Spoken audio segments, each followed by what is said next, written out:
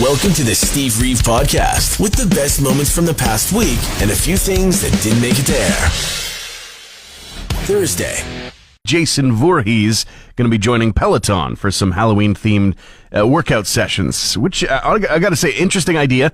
The I need to be fit enough to escape a killer method of motivation. I get it. It does make sense. It really does. If healthy body and mind or just the ritual of discipline or looking amazing naked aren't the motivations that you need, staying out of scary kitchen knife's reach might just be the option for you. Welcome to Zombieland. Rule number 1, cardio. Zombies lead a very active lifestyle. So should you. Gotta keep those steps up. Have Halloween decorations become too scary? There's whole articles, exposés, analyses that are all over the internet this year, and every year, but it seems to be in a little bit larger number. And well, yeah, it has gotten scarier, and it's awesome. Sure, maybe a few individuals might take things a little too far. Whatever, that can get course corrected, but I like that things have improved. I mean, like the standard of scary when I was a kid was walking by a little hanging ghost from a tree in somebody's yard and it making this sound.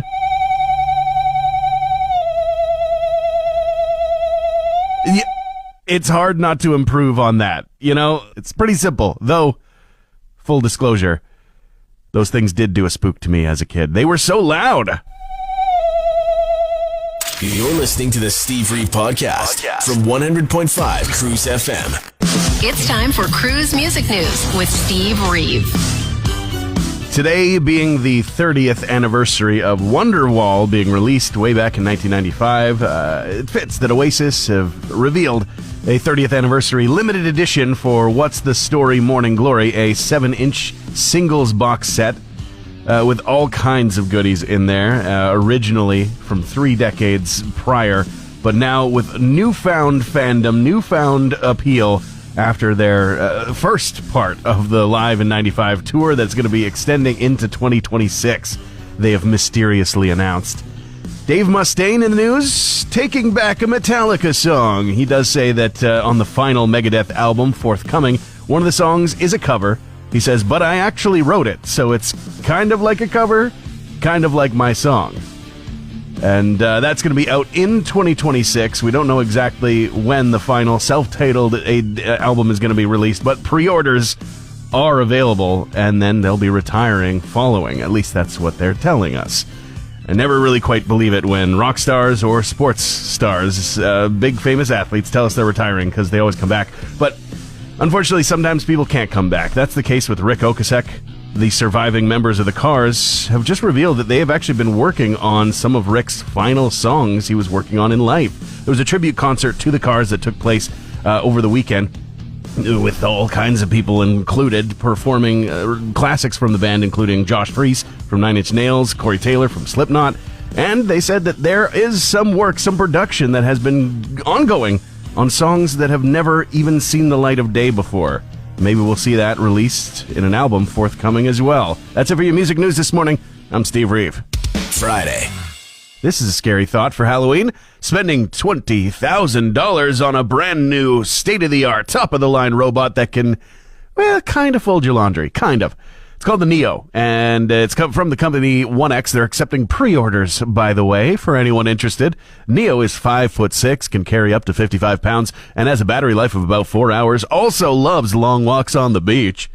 But it's not autonomous. We're not there yet into science fiction becoming reality. It still needs to be helped out. Literally, it can fall over. It needs to be helped up back onto its feet, which seems like an issue for people with disabilities who might be interested in this kind of thing.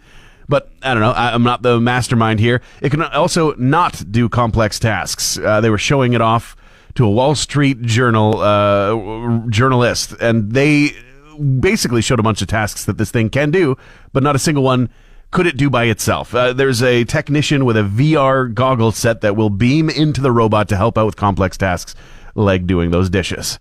Perfect opportunity to spend $20,000 to help a tech company beta test their crap and let a microphone and camera walk around my place. I don't know. I don't feel sold.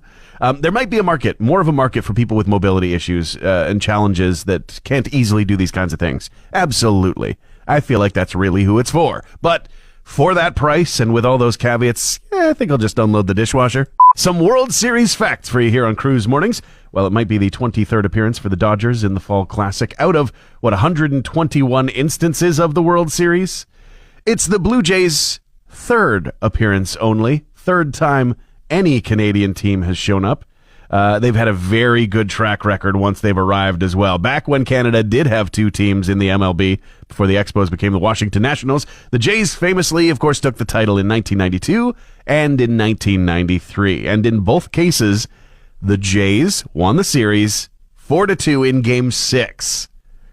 Game 6 begins tonight in Toronto at 6 p.m. our time. Hey, Alexa, play the Steve Reeve podcast. One band, two different companies, three new guitars that are available to buy for the public.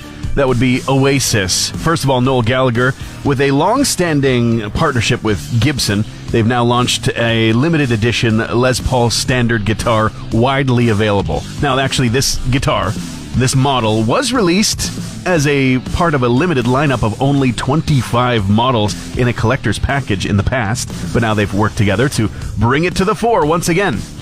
Meanwhile, Epiphone working with two other members of Oasis, that would be Jem Archer as well as Paul Bonehead Arthurs, and they each have a signature guitar of their own that now Epiphone is bringing out as a widely available one.